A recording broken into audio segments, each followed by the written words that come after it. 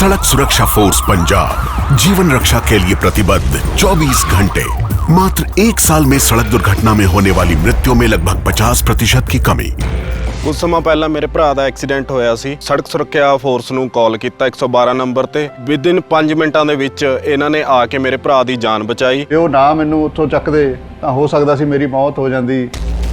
मुख्यमंत्री भगवंत सिंह मान की कोशिशों से अपना पंजाब बन रहा है रंगला पंजाब।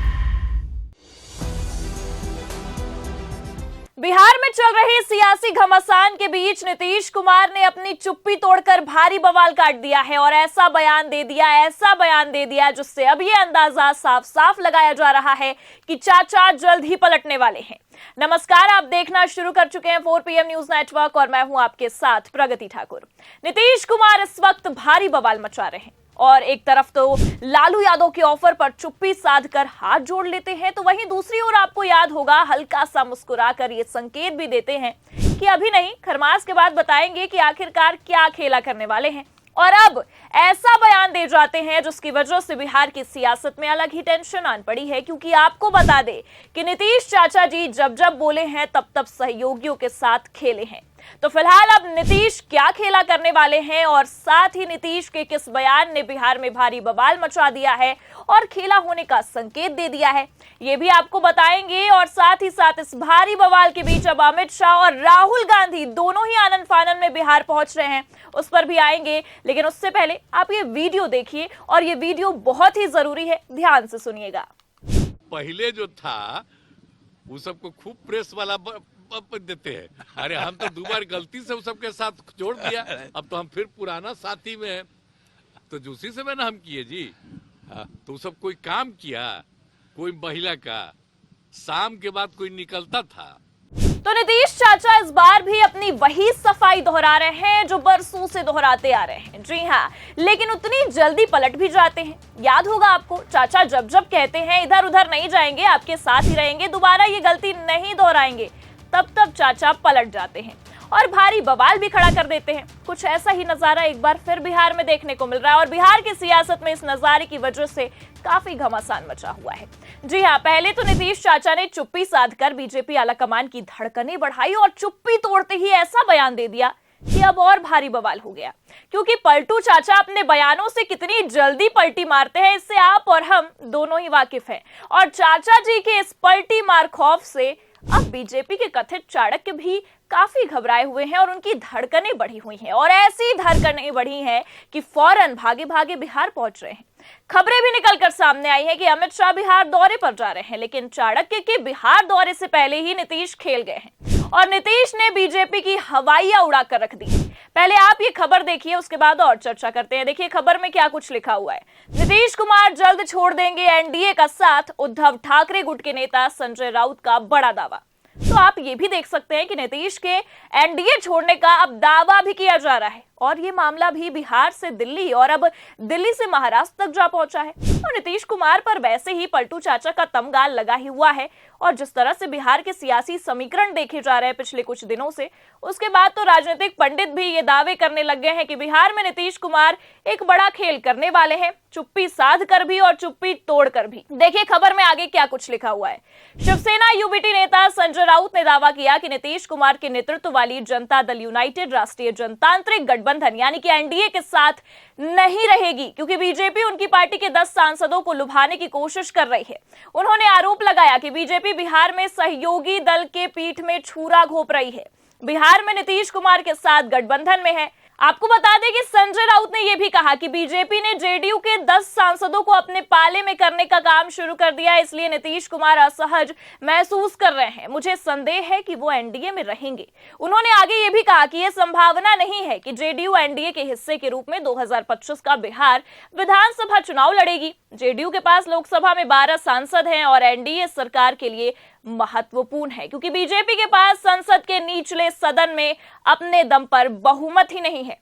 तो संजय राउत के इस बयान से यह भी समझा जा सकता है कि एक तरफ राउत ये कह रहे हैं कि नीतीश कुमार के साथ बीजेपी जल्द धोखा करेगी, जिस वजह से नीतीश बीजेपी का साथ अब नहीं देंगे और बीजेपी के साथ नहीं रहेंगे। तो वहीं दूसरी ओर यूबीटी सांसद संजय राउत का यह भी कहना है कि केंद्र में नीतीश की बैसाखी के सहारे पीएम मोदी सरकार चला रहे हैं, तो कहीं न कहीं बेचारे प्रधानमंत्री ये तो नहीं चाहेंगे कि बैसाखी चटक जाए। इसलिए नीतीश के पलटी मारने से पहले सांसदों को ही बीजेपी में शामिल करने की काफी जोर शोर से प्लानिंग चल रही है। और बीजेपी किस तरह से बवाल काटती है चुनाव में, ये तो आप और हमने सबने देखा है। पहले सहयोगियों के कंधे का सहारा लेती है और फिर उन्हीं सहयोगियों को धक्का देकर गड्ढे में धकेल देती है। लेकिन शायद बेचारी भारतीय जनता पार्टी अब ये भूल गई कि इस बार खेला महाराष्ट्र में नहीं, बिहार में करना है। इस बार खेला उद्धव ठाकरे या एकनाथ शिंदे के साथ नहीं, बल्कि नीतीश कुमार के साथ करना है। और राजनीतिक में नीतीश कुमार से बड़ा खेला कौन ही कर सकता है। इसलिए शायद इस बार बीजेपी ने भारी गलती कर दी है और ये गलती बीजेपी की खाट खड़ी करने वाली है। बस इसलिए दिल्ली दरबार ने बिहार में अपने बिसात बिछाना शुरू कर दिया है और जेडीयू को तोड़ने की प्लानिंग भी चल रही है। क्योंकि आपको बता दें कि नीतीश कुमार पलटी मारेंगे, इसका अंदाजा तो उस दिन ही लग गया था जब नीतीश कुमार ने अमित शाह के बयान को लेकर चुप्पी साध ली। और तो और जेडीयू के तमाम नेताओं की तरफ से ऐसी प्रतिक्रियाएं सामने आने लगी कि बिहार में अगर बीजेपी बवाल करती है तो केंद्र से हाथ धोना पड़ जाएगा। तमाम जेडीयू नेताओं ने अमित शाह के साथ साथ प्रधानमंत्री मोदी को भी आईना दिखाया और याद दिलाया कि बिहार को महाराष्ट्र समझने की भूल ना करे। इतना कुछ चल ही रहा था कि उतने में नीतीश कुमार ने अपनी चुप्पी तोड़कर और ये बयान देकर काफी बवाल मचा ही दिया है। क्योंकि इतिहास गवाह है, चाचा ने जब सफाई दी है तब सहयोगियों का ही सफाया किया है। और एक बार फिर चाचा ने ये सफाई देकर भारी बवाल कर दिया है।